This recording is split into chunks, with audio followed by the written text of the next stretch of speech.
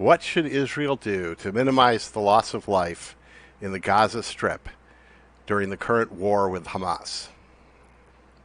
At present, there seem to be two sort of blobs of widely suggested options. One of those options is a ceasefire, possibly an exchange of prisoners, that kind of thing. That seems to me likely to be off the table. Israel will go after Hamas, try to take revenge and retribution for the attacks and massacres in this frontier area near Gaza. The other option you tend to hear, which seems to be what Israel is trying to do, is they're going to invade Gaza, they're going to destroy Hamas by fighting with them in a heavily populated area, apartment to apartment or home to home or whatever. Now, Israel, as of today, which is October 14th, has issued an order or a request to evacuate the northern Gaza and have the Gazans, the Palestinians, I guess, collect in the south here. I imagine that's not going very well, but that's where we are right now. Egypt has apparently refused to accept refugees who could otherwise leave through this Rafah gate here at the very southern border. Israel has a clear alternative option, and that is to establish military checkpoints along the border and to evacuate the civilians into this very sparsely populated area here. It's a desert. Just to show people, this is a population density map of Israel from 2007. The Gaza Strip is here. As you can see, the population density is 0 to 100. This is all desert and so forth. You establish military checkpoints. You search everyone. You have like X-ray scanners, like at the airport. You ask people not to bring any weapons or things that could be used as weapons. So guns, long knives, clubs, any kind of incendiary material, gasoline, kerosene, etc. Anything that could be used as a serious weapon. Israel almost certainly has extensive information on the members of Hamas, their fighters, etc. The people they can identify, they can detain. They should treat them as prisoners of war unless they have evidence that they have committed a serious crime, like murdering women and children, etc. Those people should be tried, ideally at an international court that's seen as unbiased and not on one side. People go to the checkpoint. They shouldn't bring any weapons. If they do, they'll be confiscated.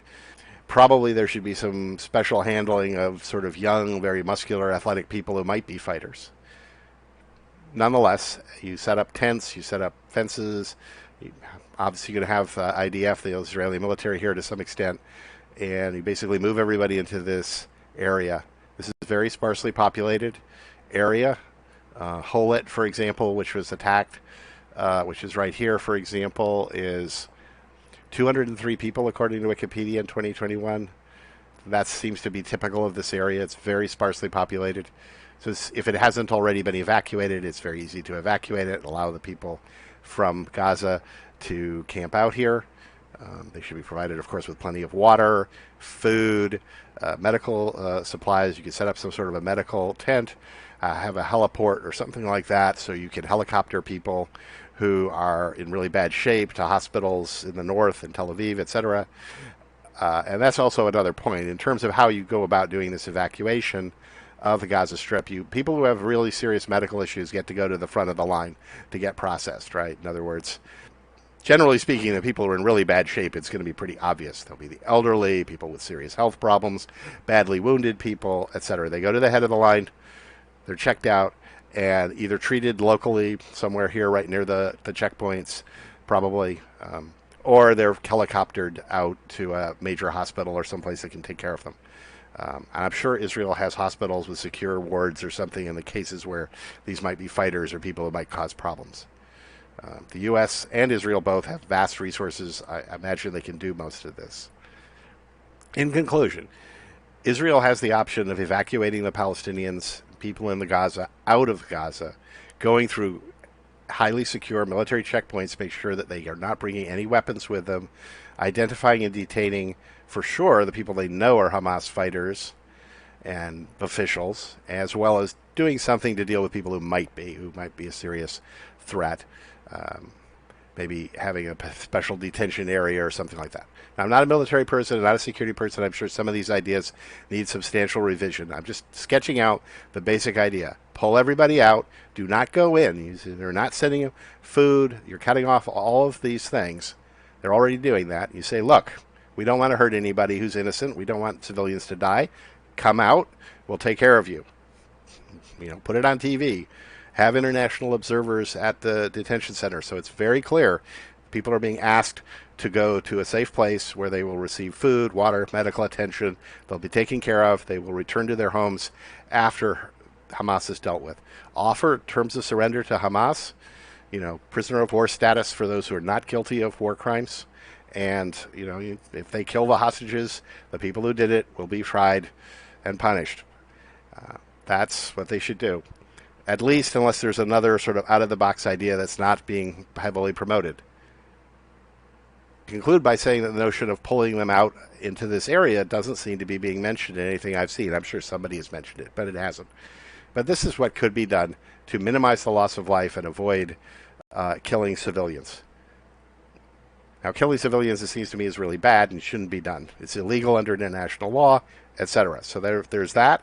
Secondly, Israel will destroy, just as the U.S. damaged its credibility severely by our overreaction, irrational seeming reaction to the September 11 attacks. We went into Iraq, which, as far as we could tell, had nothing to do with the attacks. Somehow we ended up in Afghanistan for 20 years, over a decade after Osama bin Laden was reported killed. Taliban, whom we supposedly were going to get rid of, are back in power in Afghanistan.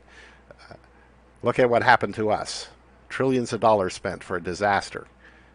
Instead of that, Israel can demonstrate that it is a civilized, advanced nation that does not attack civilians by evacuating the people into this area.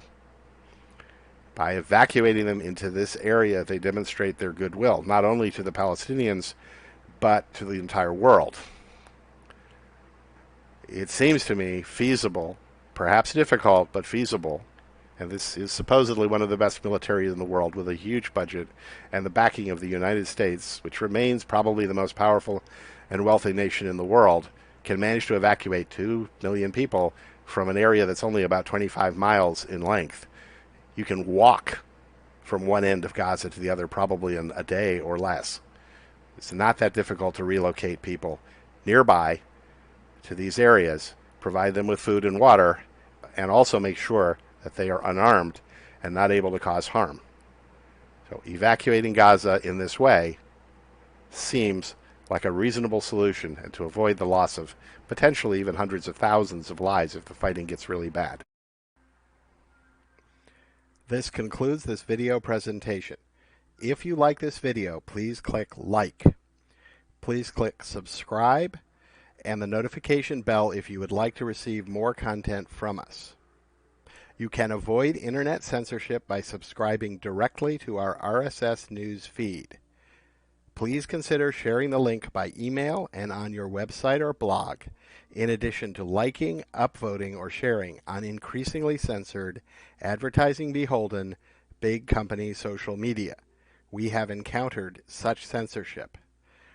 Mathematical software is developing algorithms and software to automate data analysis, reducing the risks of costly errors and increasing the predictive power of the results.